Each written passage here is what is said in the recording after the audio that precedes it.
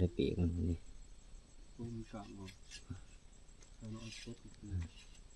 มันสอดแล้วหนุกเขาเรียกว่าเป็นหนุกเขานะบางทีเล็บมัน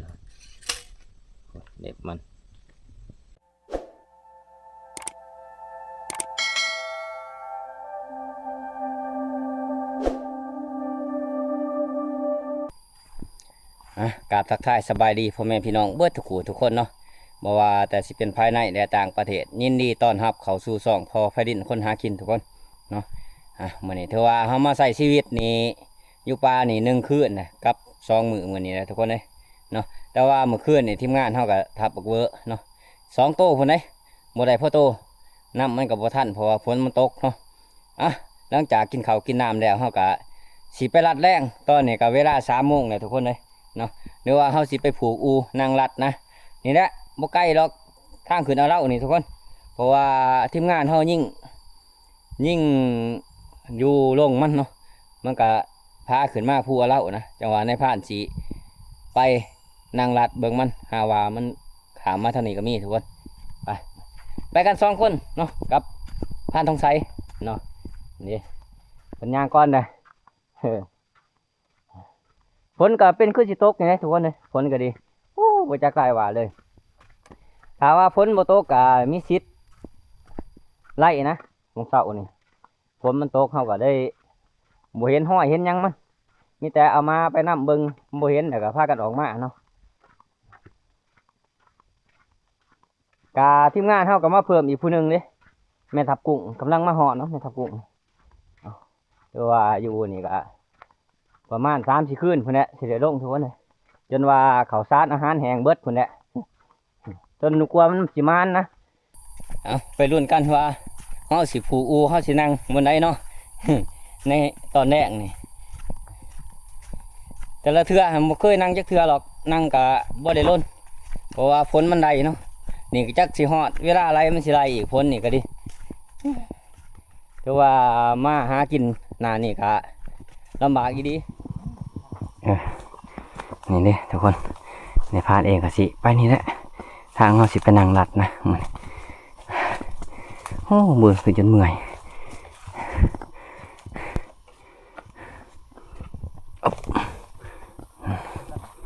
มาพี่หาเลาะบางทางมันก่อนนี่แหละทุกคนเราก็สิหาเลาะบางทางมันเรียบจ่ายนะหาว่ามันตื่นบนผ่านแดดยิงตอนเช้ามันมาพี่ก็มีอะไรมีแต่หอยเกามันเที่ยวทุกคนนี่แหละในบ้านเองก็สิผูกกูนั่งแถวนี้ทุกคนนี่ผูกต้นนี้ใส่ต้นนั้นว่าบางทีมันก็เที่ยวมาทางนี้นะหากว่าเห็นหอยมันหรอกเห็นแต่หอยเกามันตั้งนานมีแต่ว่าจะนั่งเบิ่งซื่อๆนะว่าตัวผ่านแดดยิ่งตอนเสาร์มันแตกขึ้นมาทางนี้ก็มีอะไรทุกคน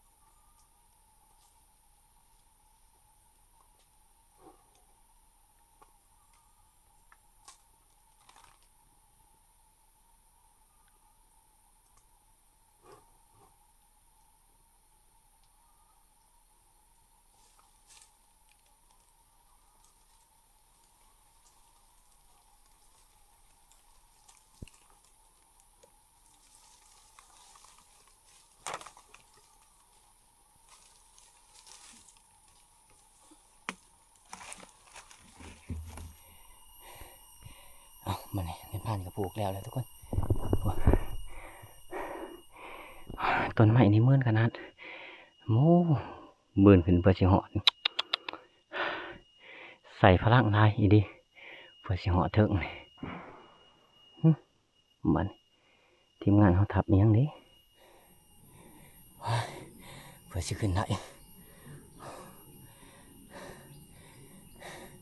สงสัยทีมงานเขาทับก็เหาะนะเรียกว่าข้างผู้อ่านทุกคนเอาตอนนี้ก็เวลา3 โมงครึ่งเลยลุ้นกันต่อทุกคนคุณแน่ประมาณ6 โมงหรือว่าทุ่มหนึ่งในผ่านจังสีหงนะเพราะว่าถ้าเขาอยู่เลิกบ่ไรเพราะว่าหนึ่งมาอันนี้ไม้นี่มันจุ่มหรือว่ามันเปียกเลยเดี๋ยวว่าเนื้อเขามาเขาบ่ฮู้จักว่ามันเขามานะถ้าว่ามาก็มาทางนี้แหละทุกคนนี่นี่ทางนี้นี่ทางนี้ครับทางนี้นี่แม่นเบิดทางมันมาหรือว่าทางมันหากินส่วนทีมงานเขาคนหนึ่งในพานเองก็ให้ไปนั่งมันนะ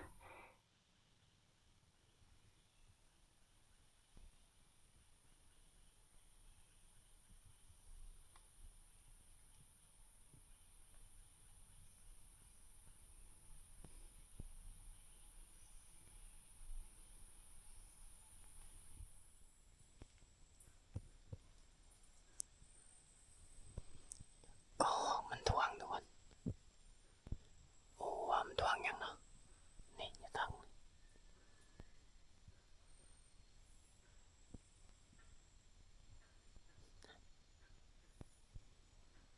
ถ้ามันมาใกล้ๆในบ้านสิทับเอานะรอมันมาก่อน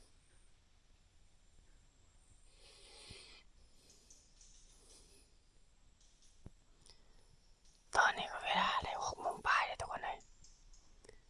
อีกจะน้อยในบ้านก็สิลงแล้วเพราะว่าบ่ได้ยินเสียงรหัสมันนะ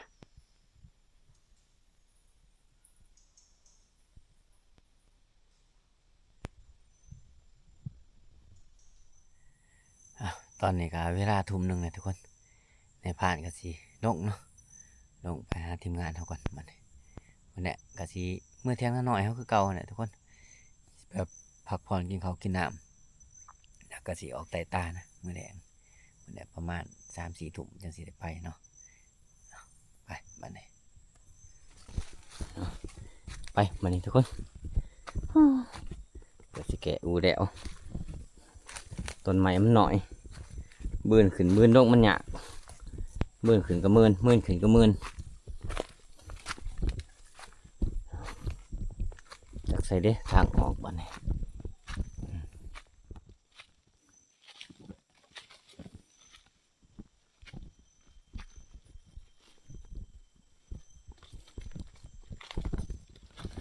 แต่หอยเก่ามันเที่ยวทีมงานเราออกไต่ตาเลย2 ไฟนะโอ้โหว่าไฟเนาะนี่2 หรือ 3 ไฟเออเนาะเพื่อสิไปหาทับอีเห็นตอนนี้ก็มาหอเที่ยงเลยทุกคนเลยทีมงานเขากันยังแต่ผ่านมองนะแต่ก็เบาๆสงสัยมือเศร้าคนแหละพระชิมะเนาะแต่ก็เบาสัญญาเนี่ยคนแหละดุนน้ำเพิ่นมือเศร้าเพิ่นเบาสัญญาไปแล้วก็ห่วยเบิดขึ้นสอดแจ้งมาได้เพิ่นเห็นแต่ว่ากินข้าวกินน้ำเนี่ยพักพอคนแหละ5 ทุ่มเพิ่นสิออกไต่ตานะมาพอกันตอนเลิกๆคือเก่าทุกคนตอนนี้ก็เวลาตี 1นะกินข้าวกินน้ำแล้วก็กินกาแฟแล้วก็สิออกไต่ตาวันนี้ทุกคนเลยไปนำกัน3 คนคือเก่าเนาะคนแหละสิพาทีมงานเข้าไปเขตทำให้หรือว่าลานตะเวนคนทุกคนหรือว่าหินบ่องเนาะเอาบ่ได้ไปเฮิงเลยทั้งนั้นปีงปลาลูกตัวเดียวผ่านมองเพิ่นได้มาเพิ่นมาตั้งแต่ลัดแดงเพิ่นได้ปลาลูกตัวหนึ่งกับแล้วตัวหนึ่งไปลุ้นกันต่อทุกคนบ้านนี้เนี่ยแต่ว่าไปเหมือนนี่เขาก็สิรัดเสามาเลยนะแต่ว่าเลื่อนนี่แจ้งขนาดทุกคนเลยทีมงานเขาก็มา3 คนแม่ทับกุ้งนะครับผ่านมองเป่าเป็นมาส่วนบอสัญญาเนี่ยค่ะผ่านแหน่ยังบ่ทันมาอยู่ คือสิมื้ออื่นเช้าพุ่นแหละเพิ่นยังสิมา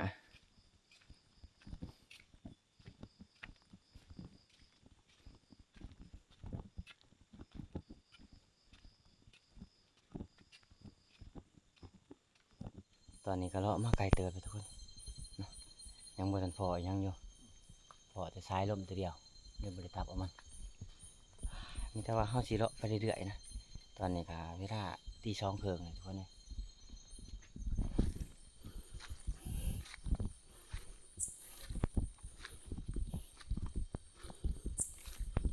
เดี๋ยวเห็นก็บ่พอทุกคนนะคือว่าแล้วมันเลิกแล้วตอนนี้ก็พอตี3เลยตอนนี้มีแต่หอยเขาโมเดนพุ่น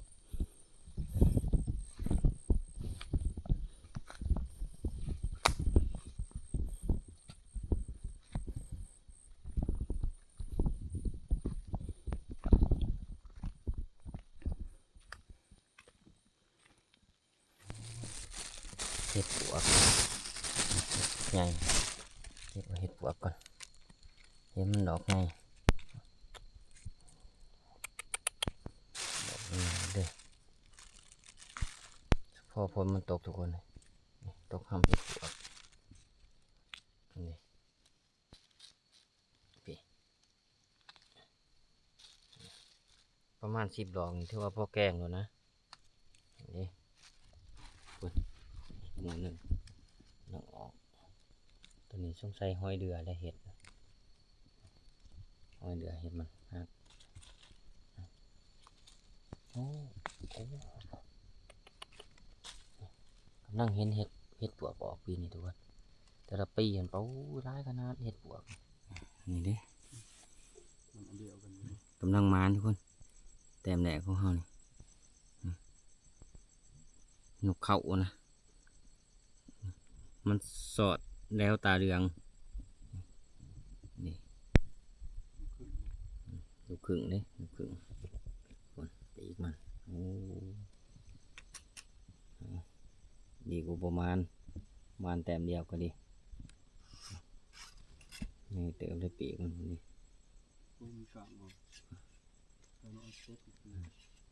มันสอดแล้วนกเขาเรียกว่าเป็นนกเขานะบางทีเล็บมันหัวยมมือเขานี่สอดเราได้นี่แรมโมแรมตอนนี้ก็มาหอดทำให้ทุกคนนะทีมงานในพานเองก็สีนอนพักผ่อนก่อนจักอันเครื่องสมุกนะเพราะว่าตอนนี้มันก็4 โมงครึ่งพอดีประมาณ5 โมง 6 โมงยังสีไปลัดเสาทุกคนเลยบังยังไงเนี่ย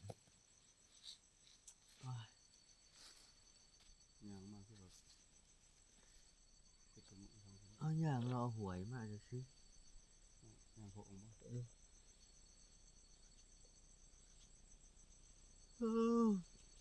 ตัวขามาหัวใหญ่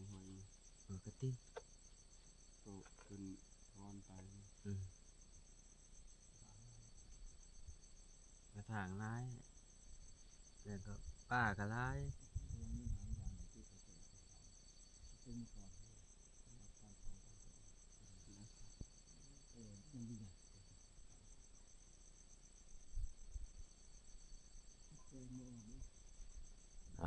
มาพบมาพอกันตอนเช้าๆคือเก่าทุกคน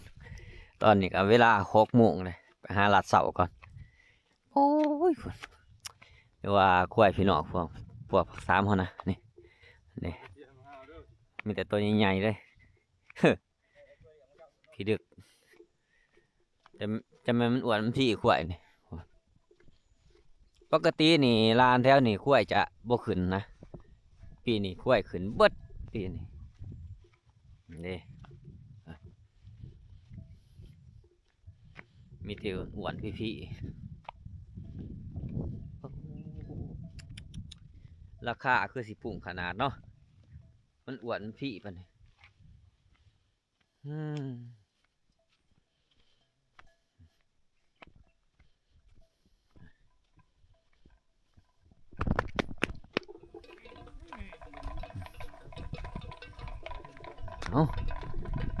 2 4 6 7โตวปุ๊บไปก่อนนะประมาณ10 กว่าโตวเมามีของจุตัวเองเบิดนี่เลยมีตัวใหญ่เลยว่ะนี่ถอดเสือกเข้าออกเบิด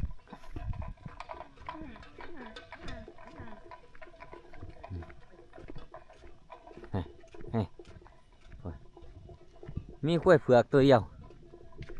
คือบ้านในพานเอิญข้วยหลอนนี่ปลาทุกคนนี่มันเข้ามากินบักบอกแล้วนี่มันพาบักบอกนี่ไม่ไหม้เลยนี่ว้ายประมาณบางทีก็ตัวแรนวันนะทุกคนนี่พี่หอยมันทุกคนเลย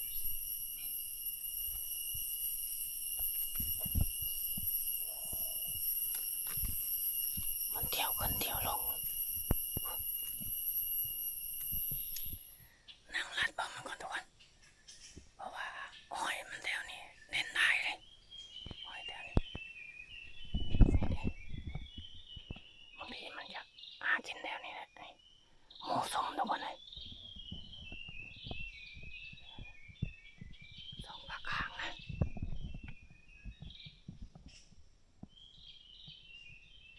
บนคอกทุกคนตัวใหญ่อยังนี้คอกตัวนี้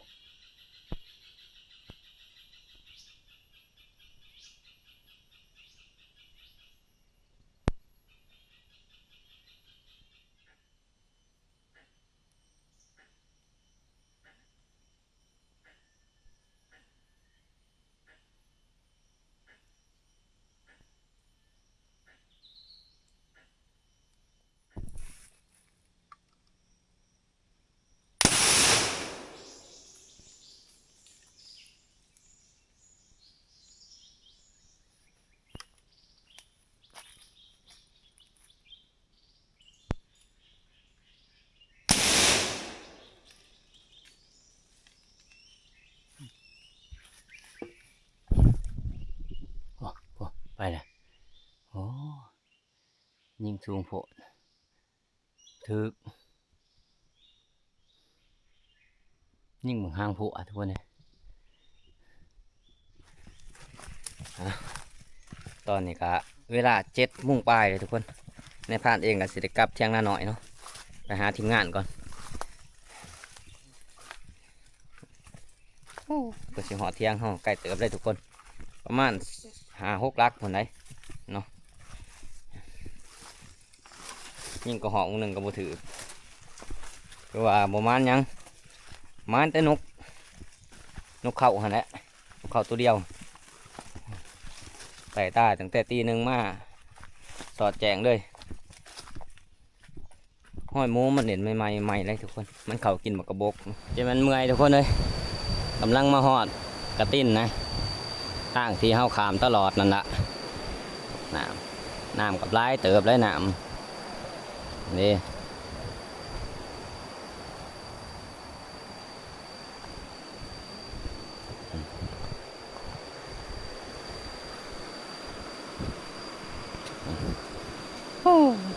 งัวเพิ่นจะขามบ่ไหล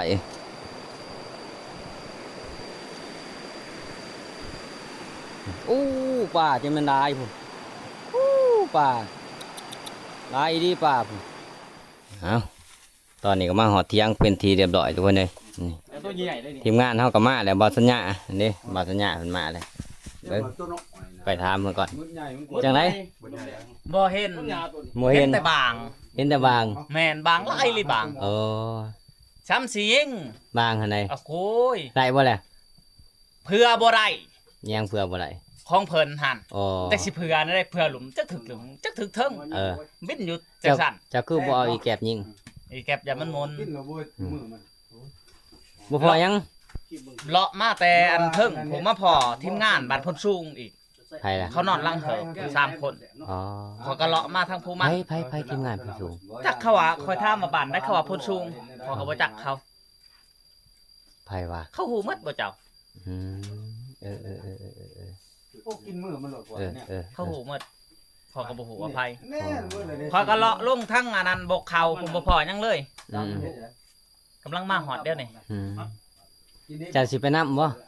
กินข้าวแล้วนะ ทับอีกแล้ว ทับแล้ว ไผทับ คอย 2 บาททำแม่นบ่ เออ เอาแหละนำมาแล้วขะรอนั่นนะอยู่ใช้ อยู่ทำให้ เธอได้ยินอยู่เนาะ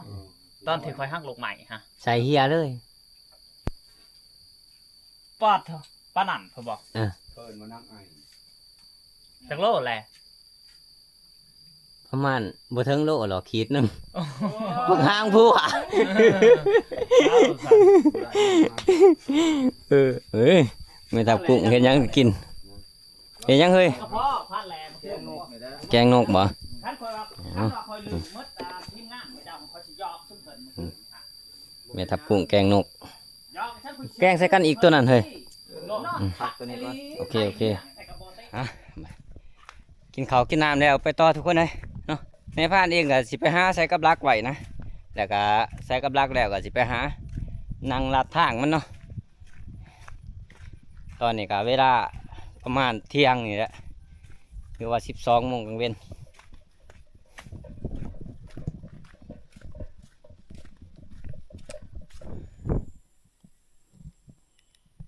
เราหาใส่กับลักกับพวกนี้มันใส่ทุกคนเลยตอนนี้ก็บ่ายโมงปลายในบ้านเองก็สินั่งรัดแถวนี้นะทุกคนหากินแทนเนาะหอยเก่ามันมีอะไรหอยเก่ามันแต่กับบักถอกใหญ่นี่ไปองเสาเนี่ยบักถอกใหญ่จะไล่ทุกคนเลยผูอู้ได้ค้างหนึงเลยพ้นมาเลยพวกนี่อู้เฮากับผูกเลยค้างหนึ่งพ้นกับมาพอดีโอ้ยจะได้ขึ้นแกเอาอู้อีกแล้วเนี่ยนี่ทุกคนเลยจะไล่ว่าเลยตกมาแล้วบ้านนี้โอ้จากไล่ว่าเลยว่าสินั่งนัดบักถอกใหญ่ถอกตัวนี้ใหญ่ดิทุกคนเลยห้อยจนมุ่นคนนั่งมาต้องมิดเลยเด้มีแต่ยางเด้งออกจากลงแล้วนี่ฐานแนวนี่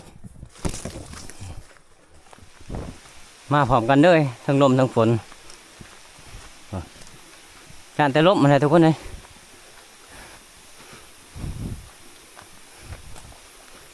ใส่กับลักกับบริใส่ฝนเหมือนเมื่อไทยจากลายผูอูแล้วค่ะฝนมาวสิรักบักถอกใหญ่มีแต่ว่าเขาสิเมื่อเที่ยงเนาะทุกคนไปพักผ่อนก่อนมื้อแรงสิออกไตตาเมื่อยเลาะหาบนใส่กับลักกับบ่เห็นหมูมี่